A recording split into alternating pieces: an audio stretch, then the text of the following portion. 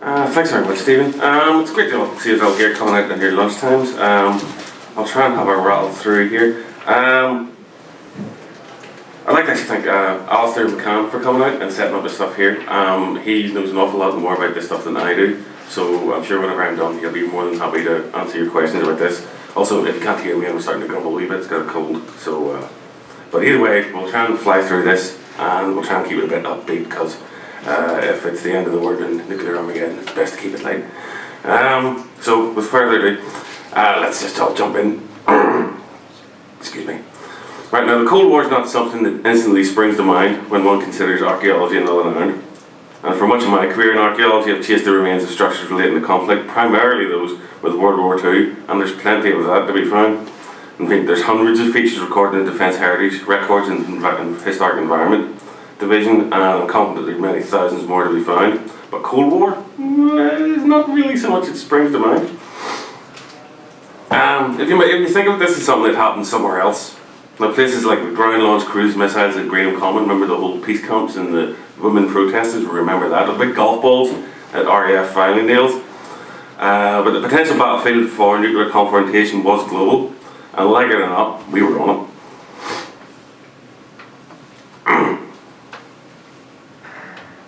But exactly what mark did that make in our built heritage?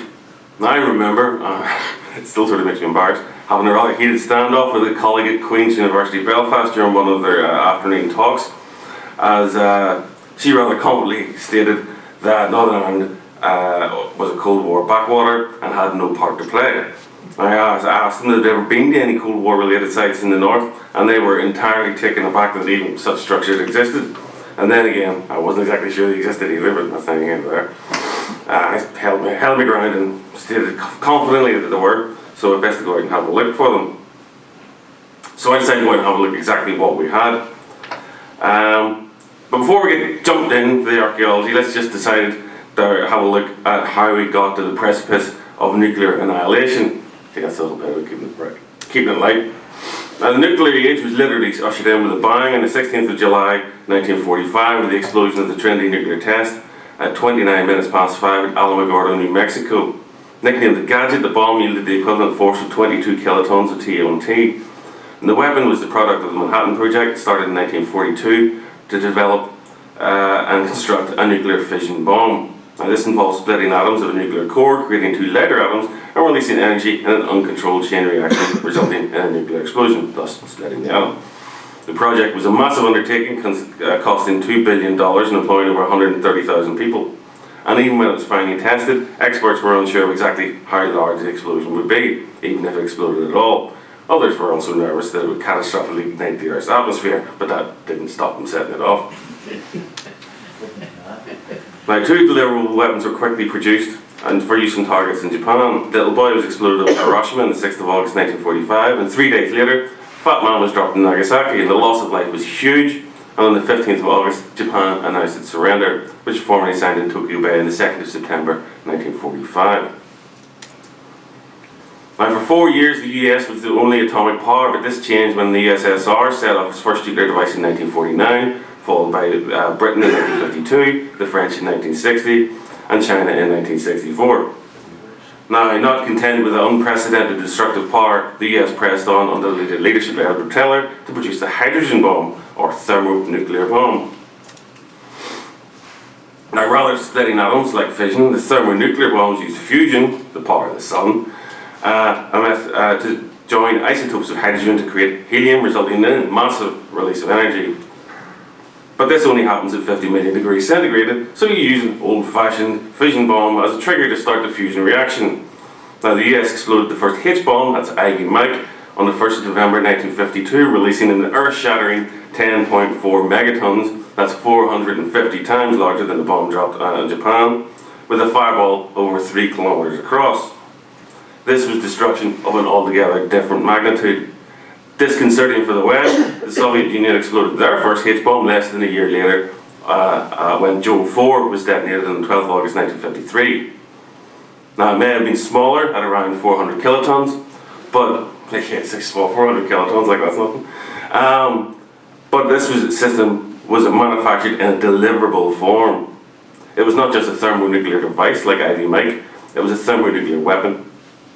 Destruction on this level made all current ideas of civil defence redundant. Throughout the 1950s, 60s and 60s, warhead yields were made ever larger and systems more accurate, with the largest ever weapon detonated by the Soviets, the Tsar Bomba, which exploded in 1961 with an eye-watering yield of 50 megatons. And weapon effects, no point telling about these bunkers, we don't know what might happen. There are 5 key effects from the explosion of nuclear weapons. They're the same for both nuclear and thermonuclear weapons, but the effects are much greater for the latter. The effects would vary according to the yield of the weapon, local topography, weather, and the nature of the attack, whether it was a ground burst or air burst. Now, ground bursts were anticipated for hardened military targets, whereas air bursts were expected for targets such as cities. As the weapon detonates, it creates an extremely hot and luminous fireball within less than 1/1,000,000th of a second, which grows in size, engulfing the surrounding air. The first effects to be felt, because it travels at the speed of light, are the thermal radiation of the initial flash, and it can be seen as a brilliant fireball. Well, it would be seen up until you were absolutely blind about it, but anyway. This pulse represents 35% of the energy and can reach up to 100 million degrees C at its core. It can cause blindness, burns, and cause combustible material to burst into flames. You can see that there. See the paint starts to smoke, that's the thermal flash. Then of course comes the blast. The heat from the fireball causes a high pressure blast wave, and this travels outward from the centre of the blast just over the speed of sound. And the overpressure near the explosion is enough to destroy even the most hardened targets. Now when it comes to something we also associate with nuclear weapons, radiation. The explosion releases massive amounts of radiation. Now this comes in 2 stages, the initial pulse and residual radiation. The initial pulse comes during the explosion and will be lethal to those near the hypocenter. But of course, this was expected to be of little concern to those people who are also within the zone of total destruction and are too busy and killed by the blast or vaporized by the thermal pulse. The real threat of residual radiation was in the form of fallout. This is the dust and rubble drawn up into the distinctive mushroom cloud and irradiated, and also the production of the fission reaction. The dust contains a wide range of radioactive isotopes which fall back to Earth depending on prevailing wind conditions, and they can cover a very wide area. Ingestion of the dust can cause radiation sickness, and with seriousness depending on the level of exposure. The level of fallout can vary depending on weather, the type of weapon, and again the nature of the ground surface and the height of the detonation. And then lastly is the electromagnetic pulse. The explosion creates a strong electromagnetic pulse through the interaction of gamma rays with the atmosphere. Though this was not dangerous to living organisms, the radio energy has the power to damage and destroy unshielded electronic equipment over thousands of kilometers. And then how does it get here? Initially, nuclear weapons were designed to be delivered, much as bombs were delivered in World War II, by manned bombers. However, the development of ballistic missile technology meant that weapons could be delivered using short and medium-range ballistic missiles.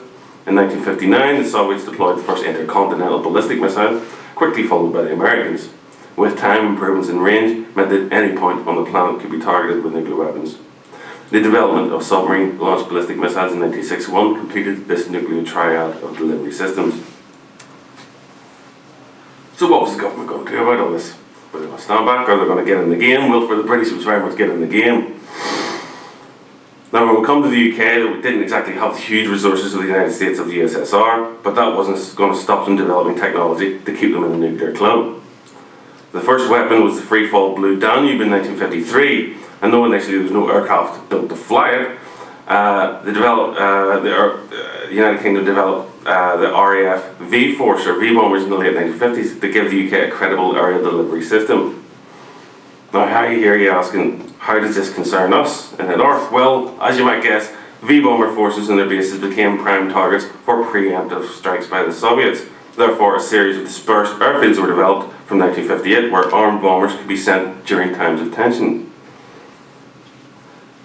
The increased threat from ballistic missiles required improved reaction times from the bomber force. Therefore, operational readiness platforms were constructed at the dispersed bases between 1958 and 1963. And these were concrete hard standings, 40 metres square, on which a bomber was parked. Now 4 of these were built at RAF Ballykelly, which was home then to the anti-submarine warfare school and coastal patrol aircraft. But it was designated as a dispersal airfield for the V-bomber force. The ORPs allowed aircraft to be kept at quick reaction alert, enabling a response time of 15 minutes. This could be further increased if the crew were kept in cockpit readiness, reducing response time to 3 minutes. Though the V-bomber force is long gone, as was stood down in 1969, when the British nuclear deterrent became the prerogative of the Royal Navy, it's a fleet of Polaris ballistic missile submarines. The operational readiness platforms still remain to this day at Ballykelly. Yes, and anyone who's up on the British nuclear forces, also yes, there were Thor missiles, like land-based, but they were based here, they were based in England, so we'll not mention those. By the way, no one ever really expected nuclear missiles to rain out of a clear blue sky. When we go through the files, it's always anticipated that there would be a period of international tension, perhaps 30 days. They always say 30 days. I think it's always said 30 days. Maybe we'd have to pick a number, but 30 days of lots of furrowed brows. So through that 30 days, there were people shuffling off to their prospective bunkers and saying, "Stay where you are, it's perfectly safe," as they go and sit in their bunkers.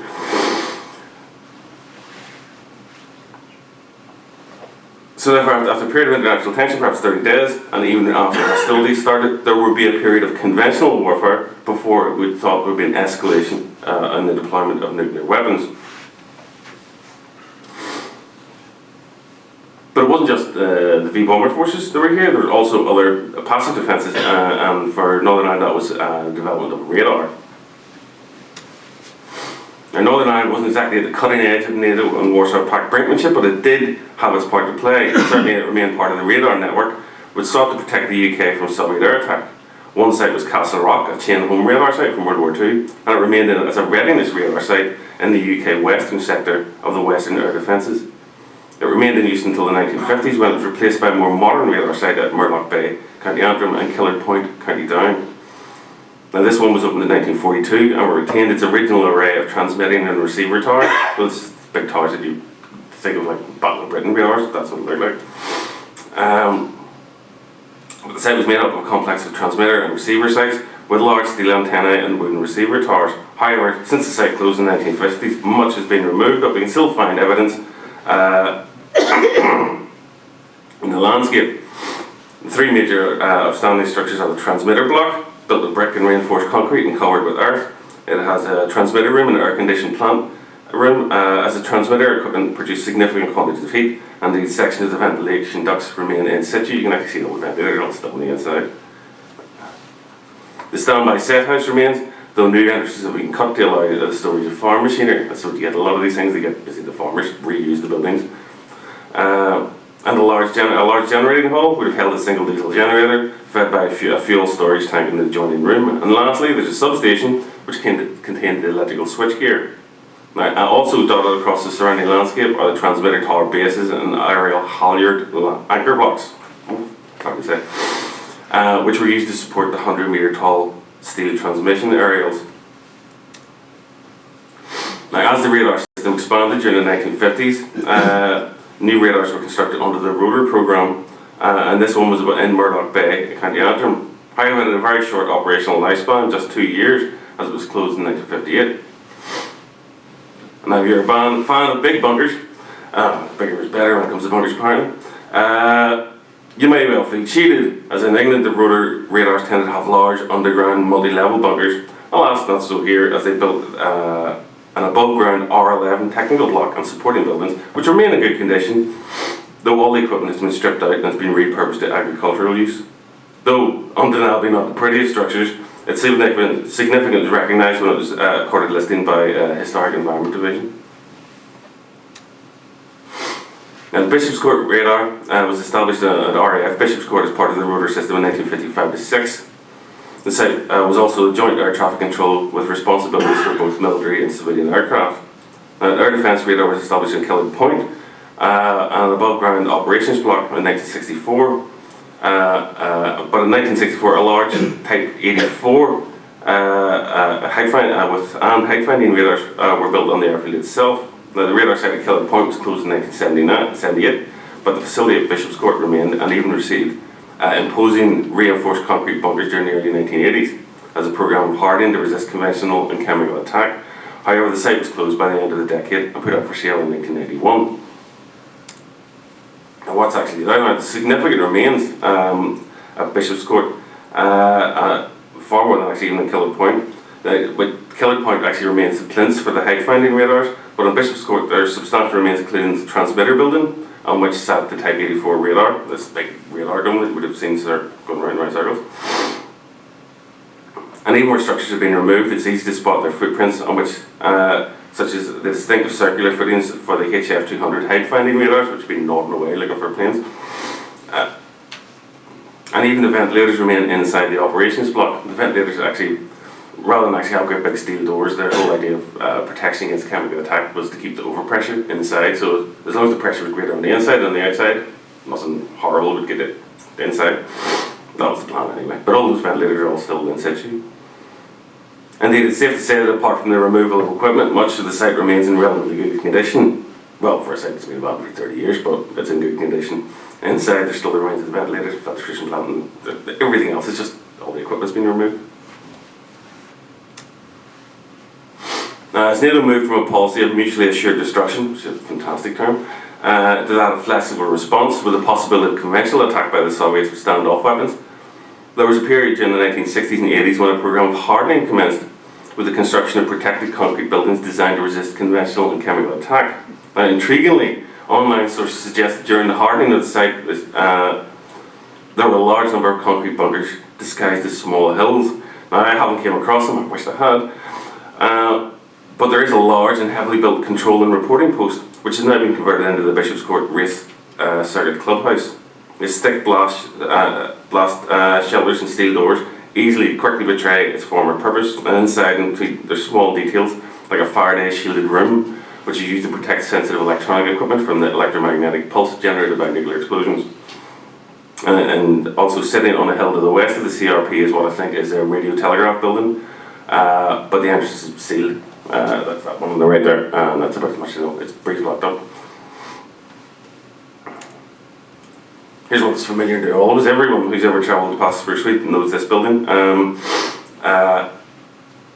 The Sprucefield Communications Centre, well, I've done this.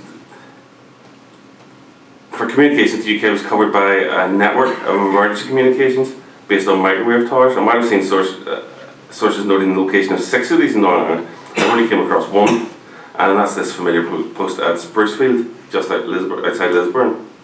And on a visit there to record the Arc Deck structure, really, I don't know why I was there. We were informed of the presence of a nuclear bunker underneath the generating hall.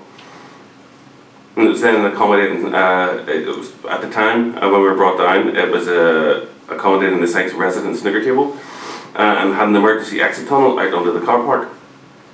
They said they actually didn't need it anymore because they had a new surface shelter was constructed on the site, that's on the far side there. But no one could find the keys. So, and it's still there, it's full, we're still locked up. I hope to find the keys.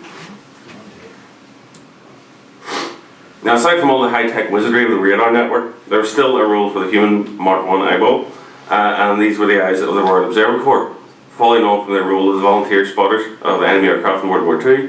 From 1957, a network of underground, that's 1,518 monitoring posts, was established across the UK, with around 59, as I say, it could be 1 or 2 off, but I think it's 59, built in Northern Ireland. Their purpose was recording the blast, yield, location and drift of radioactive clouds caused by the detonation of nuclear weapons. I actually have Soviet nuclear weapons here, but I thought it wouldn't be Americans, but anyway. The results were then transmitted to the Royal Observer Corps headquarters based in Thiepval Barracks, Lisburn, and they would continue to operate and pass information for up to 14 days after the attack. Now, the monitoring posts were small, just 5.8 by 2.6 by 2.3 metres of reinforced concrete buried under approximately a metre of earth with access via a 4.5 metre deep shaft that was secured by a steel hatch. The post had a crew of 3 who operated the instruments, 2 from inside the bunker, a fixed survey meter which monitored the outside radiation levels. Then there was the bomb power indicator, which measures the pressure produced by a blast wave of a nearby explosion. Then there was the ground zero indicator. This is my favourite, and Alistair has one up here, I'm sure he'll tell you about it after. Essentially, it's a type of pinhole camera with photographic paper on the inside. A nearby flash of a nuclear explosion would be burned on a spot on the paper, given the height and bearing of the detonation. This had to be mounted on the outside of the post, and it was the task of the number 3 observer, the Post Junior, to recover the paper for analysis. These posts were then grouped in clusters to allow the location of the blast to be triangulated, and then this information sent to the Royal Observatory headquarters. Always imagine that, like the youngest one goes, sorry, you're here last, you're going outside. Okay. And the information was passed to the group headquarters, and the headquarters in Northern Ireland was the 31 Group HQ at Thiepval Barracks, Lisburn, and it was based in an old anti-aircraft operations room. Their job was to collate all the data on nuclear explosions in the area, which would pass to their sector headquarters. With the end of the Cold War, the ROC was stood down in 1991 and closed down completely 4 years later.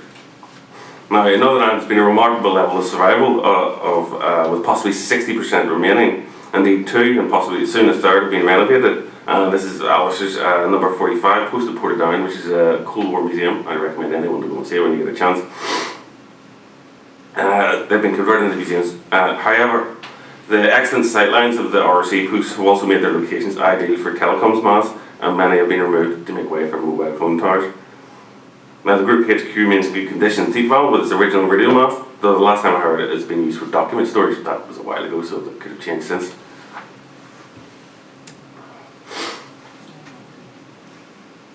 Now, the government acted to maintain what has become known as continuity of government. That's a fantastic term. And under this bland title, the government conceded that the breakdown of central government was possible and indeed likely in the event of a nuclear war with the Soviet Union.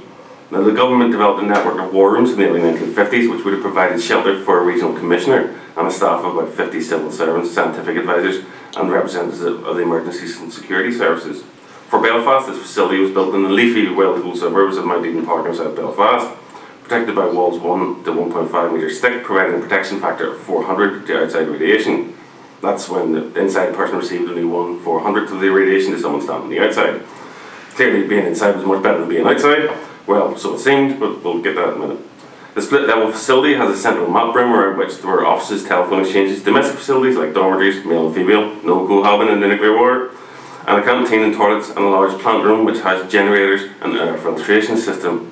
All of this has now been removed and is used for document storage, but clues, apart from the thickness of the walls, can be found, such as ventilators and generator equipment. It was actually noted during exercises in the mid-1980s that the ventilation system was very noisy, but as a silver lining of the whole affair, it was commented that the catering was excellent.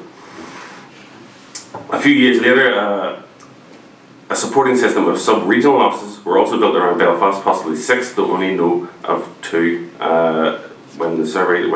I only know the location of 2 at this time. One still remains in the perimeter of the Stormont Estate on the Newton Arch Road, a rather innocuous structure was now used as a document store.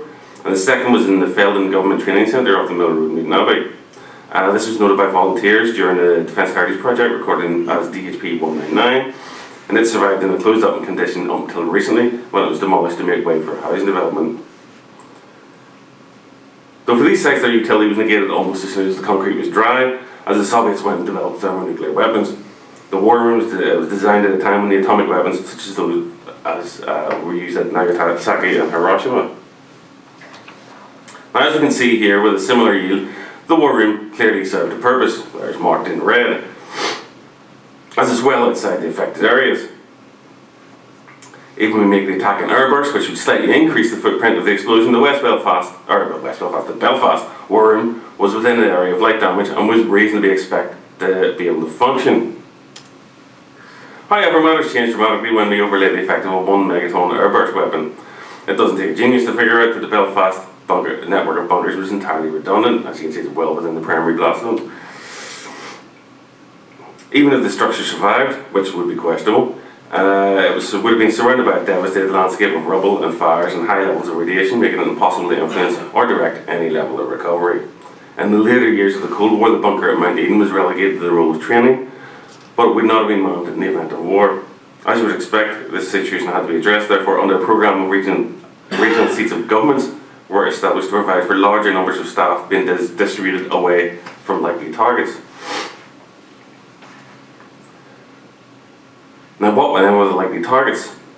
Examining released government records from 1970 to the 80s gives some idea as to where the targets they thought would be hit, though of course this was speculative, as the Soviet Union may have had an altogether different idea.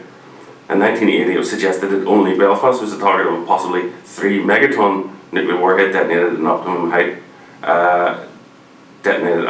of 4,500 meters, which would look like this. with a fireball almost 3,000 metres wide, creating a crater a kilometre wide and nearly 300 metres deep, a devastating blast zone out to Lisburn, and third-degree burns caused as far away as Bangor. The effect would have been indescribably catastrophic. By 1983, the theoretical size of bombs being used had been reduced, but the targets had proliferated with targets at Belfast, Larne, RAF Aldergrove and RAF Bishopscourt. In response to questions, the NIU were instructed to lightly deny that Bishopscourt was a target, but of course they don't think they were fooling anyone. It actually says that in files, lightly denied, they actually put it in print. So where then to place the wartime HQ to avoid the worst of the coming nuclear bombardment? They did actually say later that military targets such as Bishopscourt and Ballykelly would be attacked by 100 to 150 kiloton ground bursts, whereas the city areas would be destroyed with 5 megaton air bursts. That's what a 5 megaton air burst looks like, scary stuff indeed. The regional seat of government was moved out to Armagh. So at this stage I'm unsure if the regional seat of government was moved into Golf Barracks for a while, but it would appear that no purpose-built structure was built to accommodate the Commissioner and his staff. However, examination of the open files relating to the emergency war planning suggests that a stopgap measure was put in place. But 4 sites were chosen to house the interim headquarters. Now, the actual organisation, the emergency war government structure had 3 levels. There was one, the main one, which was the regional government headquarters. Then below that was 4 area emergency centres with boundaries based on the 4 health and social service boards, and below that was 26 district emergency centres bounded by the district council areas.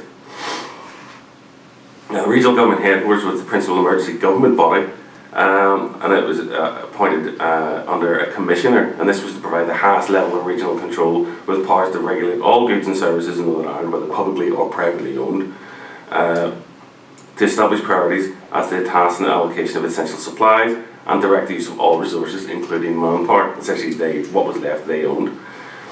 Now, the area centres below that provided higher executive level government, establishing local priorities, arrangements and conducting day-to-day affairs, primarily assess and conserve scarce resources and allocate them to district emergency centres. Now, the district emergency centres were responsible for the coordination of essential services at local level led by district council clerks. It was quite unclear what their tasks be, with suggestions for collection and dissemination of information, advice and protective measures, determining local priorities, and more ominously, organising tasks contributing towards survival. Unlike Britain, Northern Ireland had no purpose-built or even modified structures to protect the headquarters, therefore stopgaps were put in place. And these 4 interim offices were at Castledillon, County Armagh, the county offices of Ballymena, Coleraine and Omagh. And though these sites were not thought fit shelter from attack, they were thought suitable for protection from fallout. All elements of the civil service were expected to have nominated headquarters, which were fitted with rudimentary wartime communications such as telex machines. The Department of Health nominated Ward 6B in the Tyrone Fermanagh Hospital, but for its particularly stout construction, but everyone else got in the game. The Department of Finance personnel was to share their headquarters with the Department of Education in the South Administration Building in the University of Ulster campus in Coleraine. Moreover, and this is one in the eye for everyone who went to Queen's, it was thought that the teaching resources that held at UU would be the core to rebuild the Norse education system. There's that, your red brick university. Yep, UU and not Queen's University would be the brain to rebuild Northern Ireland after the nuclear fire. I can't wait to tell my friends in Queen's. They would be the repository of knowledge after the apocalypse. Other departments were also dispersed away from suspected targets. The Department of Agriculture would take refuge at Lockwood College. The Department of Economic Development at the Government Training Centre in Ballymena. The DOE would go to County Hall in Ballymena. The Court Service would go to Omagh County Court. The REC apparently would go to Golf Barracks.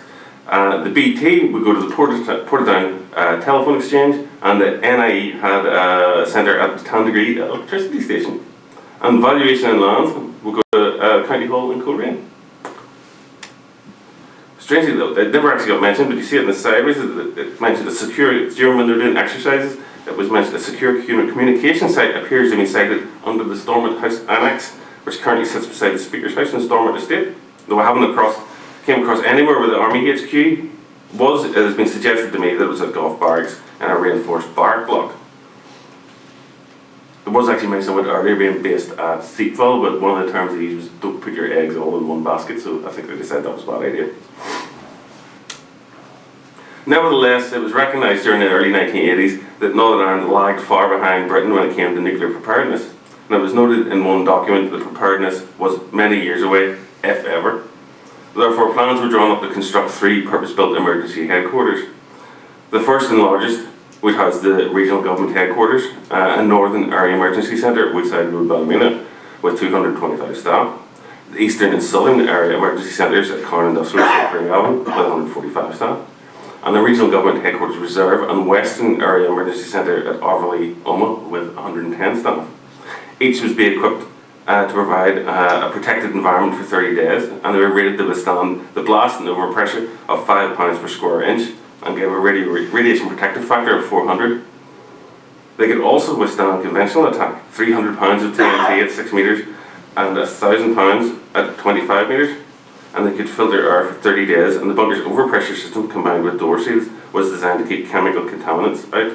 It was not envisaged that there would be much need to exit the bunker during the first 30 days. Therefore, minimal decontamination facilities were provided, and an airlock would be provided which allowed individual egress via the ventilator shafts for the purpose of sampling the outside environment for it to take scientific readings. There's also littering amongst some of these things, some very strange things that come up in these files that you're just your head scratching. One was obviously during the period of troubles, and everyone knows what was going on. They decided, how are we going to deal with this? Well, if we send all the troops to Western Europe to fight the Soviets, who's going to stop these 2 communities fighting together? It's quite strange. There's also a mention about pets, and one of the files they go through details of who they're going to put in these bunkers. Not actually politicians, by the way. It was all these are the refugees of politics. It's all civil servants. Yous are all laughing. All you civil servants are all sitting there. Yous are the ones all counting and sitting in. They actually have things that it's okay. All the civil servants will be at our desks as well. Yeah, but it doesn't actually say their desks are inside the bunkers. We're all sitting and hiding behind doors. Anyway, but one of the things it says is how to get staff, and staff had to be 55 or less, and have no chronic illnesses. And then there's a line that says, by the way, contingencies should be made to take care of pets in the event of staff leaving for the bunkers. And there's a great big question or exclamation mark behind that. So they're like, what? We're going to nuclear war and you're worrying about the pets? Personally, I thought it was a great idea because you don't know how long you're going to be there and you might want to supplement your dad. Well, yeah, that's just me. But it's strange, it's even though these files are so serious and the things they're talking about are so serious, there's some really strange things in there. And that's just the bits I've seen. Anyway, I'm having too much of a laugh at their expense. Anyway. Ultimately, only one of the proposed bunkers was built, and the largest design at Ballymena, and here it remains to this day. Now, the bunker at Ballymena is a semi-sunk design, 100 metres long, about 40 metres wide, with thick reinforced concrete walls and bermed over with 3 metres of earth. The upper level is given the domestic functions and the lower to operations, and the structures on the roof, those are the air intakes. From the outside, it's almost nondescript, possibly confused with an underground reservoir, but on entering the main steel glass door, it becomes a world that combines familiar and mundane with ominous all at the same time. Rather than look like some post-apocalyptic high-tech citadel from Hollywood movies, it's more actually like a government office that we're all familiar with offices, desks, canteen, kitchen, the blonde decor of the early 90s civil service, Windows 3 handbooks, dot matrix printers, all the things we've seen before. Toilet roll with property of the government written on the toilet roll. Anyway, the office space is punctuated by the communication centre, which is housed within a Faraday cage to protect the delicate electronics from the electromagnetic pulse of a nuclear blast. The diesel generators and ventilation system are in pristine condition, and even some of the emergency food stuff remains in the kitchen store. I'd probably be game enough to eat it, but I wouldn't recommend anyone. Now, at one end can also be found the BBC radio station from which information would have been passed to the survivors outside. Though on seeing the desk and sound muffled studio, it did occur to me that just who exactly are they talking to. The communications room was protected by a Faraday cage, but unless people outside had taken the precautions of protecting their radios, which would require you to attach the antenna, wrap it in a non-conducting material, then tightly wrap it in aluminium foil, cover again in non-conducting material, and then possibly ground your metal covering with a small wire, and even then, if your shortwave radio survived, the BBC station inside the bunker was not in itself inside the Faraday cage, so it too could be destroyed by the electromagnetic pulse. It seems odd, but there you go. It's a very odd situation in general. Inside the bunker we also find the remains of the last operators, and I don't mean skeletons. There's ephemeral traces of the plots of the last exercises in the bunker, showing simulated bombs and resulting fallout tracks using Shadowgraph pencils. That's that lower one there, it's amazing. And then the stacks of supplies. Also, that's what I was talking to you there. They're hygrometers. What are they? They're moisture detectors. Moisture detectors?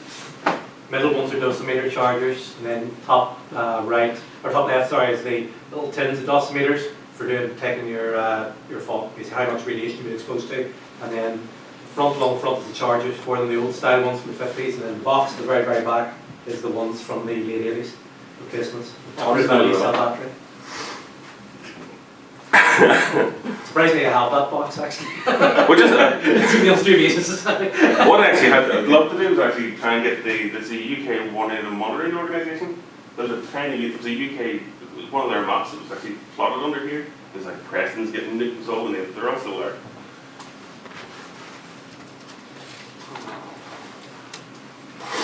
Alright, well, the purpose of the bunker is brought home by the red doors and radiation hazard notices leading to the decontamination unit.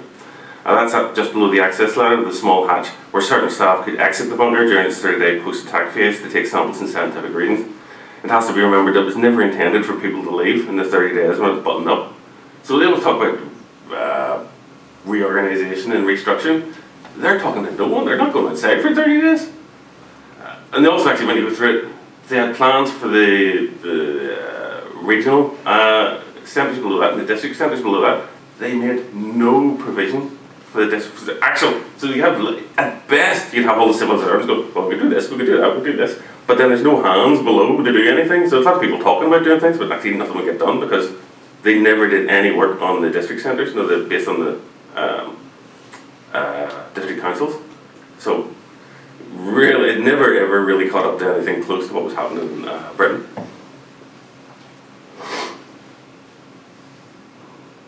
So that you actually go up and that access hatch is just in the ventilators. Plus it has a peephole, which sort of makes me laugh because it thinks people looking outside and seeing as like there's barred mutants hanging around outside. You go, no, they're still there, lads. We're gonna come next to it.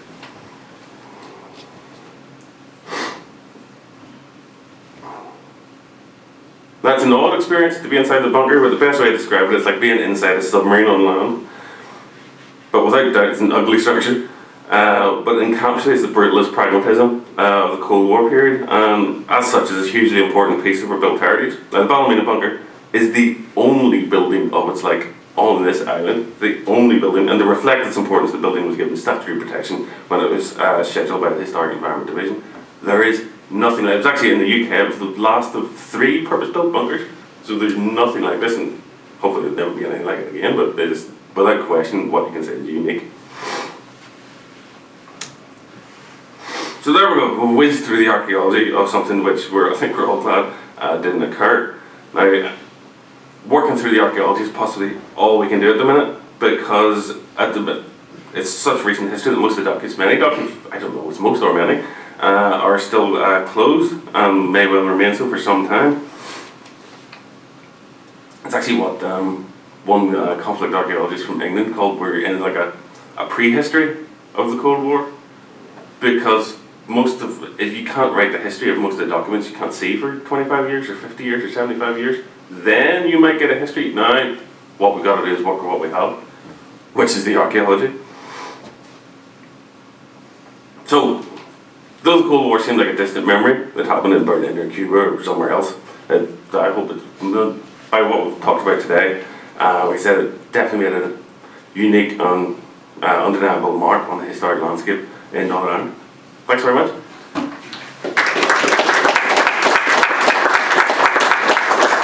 Oh, sorry, and I have been asked, if you love Defence Heritage, and we all do, there is a conference in Down County Museum tomorrow. It's an all-day effort. I will be talking about pillboxes, we'll be talking about airfields, we'll be talking about trenches. It'll be great, you'll love it. It's a whole day thing. I think it's not for free, it is £20. But it's a whole day affair, and if that's your thing, we'll love to see you there. I'll be there, talking about airfields. Okay, thanks a lot. So there's a bit of time for questions, but honestly, do you want to talk us through some of your offerings? Certainly, yeah, if you want to, yeah, no problem. First of all, do I need to go to the microphone, or is my voice projecting enough that everybody can hear me? You want me to go to the microphone? Not a problem. Okay. First of all, my name's Alistair McCann. I own Portadown's post, which is a former Royal Observatory monitoring post just outside the town of Portadown, County Armagh. As Jim already alluded to, it was one of 58 nuclear monitoring posts built in Northern Ireland for a period from about 1958 to about 1962. My post was closed in 1991. The farmer was given the option of either just having the post back, or the PSA would come out and demolish it, and he decided, no, I'll just keep it on my land, it's not really doing any harm, I'll just keep it there.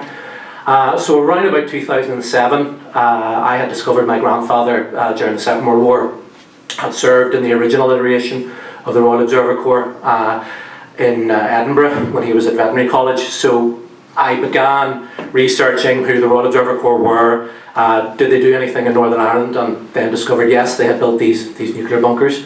So I set about visiting every single one that was still left in the country, and Portadown being the closest to my house, discovered that it was in exceptional condition for its age, and other than a bit of dust, a bit of dirt, it didn't really need much work. So the farmer very kindly allowed me, with a peppercorn rent of £1 a year, paid 20 years in advance, because being a typical farmer, he said he'd no change when I had a £20 note in my pocket.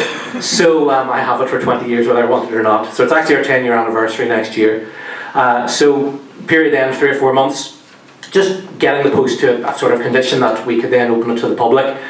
We had our first open day in 2008, in April 2008, with very, very basic bits of equipment that I'd managed to procure from eBay and things like that. And then over the last 10 years, I've progressed further with documentaries, radio interviews, things like that.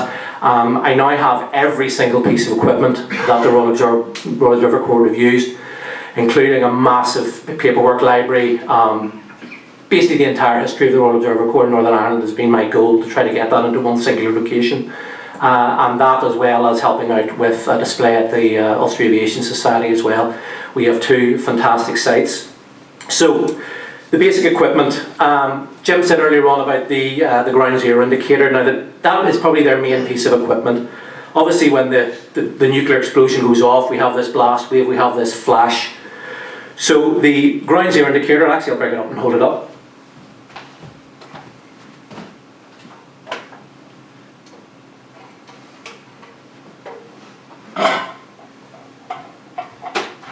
So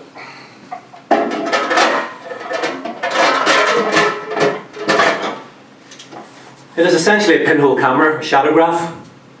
We have the cardinal compass points. The arrow indicates where north is, with the pinholes. And that will sit on the surface of the post. And every 12 or so hours, somebody has to come up from below ground to change the papers. Obviously the sunlight travelling across will darken the paper inside. So during a period of war, if the explosion goes off, it's set on the surface to north. So depending where the explosion goes off, 60 seconds after the explosion goes off, one of the observers comes up from below ground, takes the cover off, and taking all the papers out and replacing with new ones, they'll be able to detect where the explosion has gone off. And as we can see here, where the post faces where due north is, this would more than likely be an explosion over Belfast. So they take each one out, and obviously you can see they're all graticuled. So that's actually the real paper there, and you can see how the sun has darkened it over time. And by taking the readings from Portadown, from Armagh, from Banbridge, from Dungannon, so on and so forth, they can then triangulate exactly where the explosion went off. And that will also give them rudimentary what size the explosion was, what height it was, things like that as well. Other piece of equipment below ground is the bomb power indicator. Now the pressure wave travelling out goes down a set of pair of baffle plates on the surface, travels down into the post, and then on the wall, it just looks like a clock. It's measured in PSI, and that'll give you the PSI of the explosion. And again, taking all the readings from all the other posts, all that information goes back to Faithful, and then onwards to Western Sector Headquarters, which was in Goosenarre and Preston, and then onwards to NATO, so on and so forth. So that's the attack phase. After the attack phase comes the fallout. And we have two basic bits of equipment here which would have done the fallout. Now the first one, obviously, is we detect the fallout coming. So the fallout doesn't just arrive, depending where the explosion was, it'll travel on the wind. And main piece of equipment is the fixed survey meter. Now, at the end, you can come up and have a look at it. It's sitting on the desk at the back of the wooden transit case there. But obviously the post is 15 feet below ground. So they have a telescopic rod with a Geiger-Müller sensor on the top, and that is put up a pipe up onto the surface, and there's a polycarbonate dome on the surface, and the Geiger-Müller probe sits inside that. So when they detect fallout readings, every 5 minutes, they're giving more readings. Rising, is it fallout rising? Is it sticking? Is it falling? Once the fallout begins to fall, they then use a DR7, which is dose rate after 7 hours. They can then work out the decay rate then of the radiation, where that radiation will be 7 hours, where it'll be next 7 hours, so on and so forth. So by working out where the fallout is, they can then move casualties, we can evacuate people from towns, and we will border the fallout with the device at the very, very front that looks like the sort of 3 flares, the yellow and green, and that's called a maroon. So the RUC would have had those, and the Royal Observer Corps would have had those. There's a huge big long length of cable connected to the firing box, and just connected up to a normal 9-volt battery that you would have in the old style sort of candle torches. And they would set those off, and they would fire off 3 basically large, white, bright flares, and then they would boom, big boom out of them as well. Now that's a dummy one, and next week I'm actually travelling over to a friend in Sussex, and through another friend in Guernsey, he actually found in a civil defence lockup in Guernsey 3 unfired maroons, and they're the only ones in the whole of the UK, and no other museum has them. And very, very graciously he's donated them to myself and my friend and another gentleman in Scotland. So next week I'm travelling over to get a set of fire. We have to have them fired, so to make them safe, but that'll be the only museum in Northern Ireland, and only the 3rd museum in the whole of the UK that has a set of the training ones and the real ones. And then obviously for public warning, anybody who worked in civil service, worked in hospital, things like that there, may recognise the device at the very far right of the table, left of the table there, sorry, that's right of the table. That's called the WB400, Warning Broadcast System 400, run by BT. Through periods of peace, that would have been, would have what was called a confidence tick. And as well, certain people in the community would have had one of those as well, underneath their stairs, or in a cupboard in the hallway. And essentially, every now and again, you would have got a thing through the letterbox that said, there's going to be a test of this on some date. We just need you to sit beside it, listen to it, make sure it works okay, and then post that off to your local RUC station. And essentially what would have happened would have been, if there had been a nuclear war, when RAF Fylingdales detected the nuclear missile, and then they notified RAF High Wycombe, which was RAF Strike Command, 4 minutes is what we probably would have had. RAF High Wycombe would have turned on a system called Handle, that would have overwritten the speaking clock, and it would have contacted 1,200 carrier control points, which were big large grey boxes with 2 red telephones and a black telephone in major police stations. And picking up these red telephones, you would have heard the message attack warning red repeated 3 times. And then out of these speakers would have come the same warning, and it was your job then to go outside of your front door with your air raid siren and sound your air raid siren for your local community, and then go back into your house and climb inside your little fallout shelter that you prepared from your doors off your house. So there was one of those located. There was at least 2,000 or 3,000 of those spread all over Northern Ireland, and they pop up all the time. People renovating houses find them all the time. The one, the very back, is the modern equivalent of it, which was released in the mid to late 80s. That one actually came out of our dress house in County Armagh, and they actually found that when they were doing a bit of renovation about 6 years ago, and they brought it down and said, do you know what this is? Would you like it? So as well as that, then they found their air raid siren as well. So these things still get found all the time in old houses. And then we'll have a few bits and pieces as well. The Republic of Ireland, their civil defence is still ongoing to this day. And there was yes and no, sort of, if you asked the question, are you cooperating with the Royal Observer Corps, there would have been a no, but they had a major bunker in Athlone in Costume Barracks that had a direct telephone and fax line straight into Thiepval Barracks. and I have one of their Geiger counters here. I have the Irish equivalent of Protect and Survive, which was obviously the United Kingdom sort of public warning manual guidebook, and I have as well a modern equivalent of that, which was released in the late 80s to replace that. So by all means, if you want to come up and have a quick look, you want to ask any questions.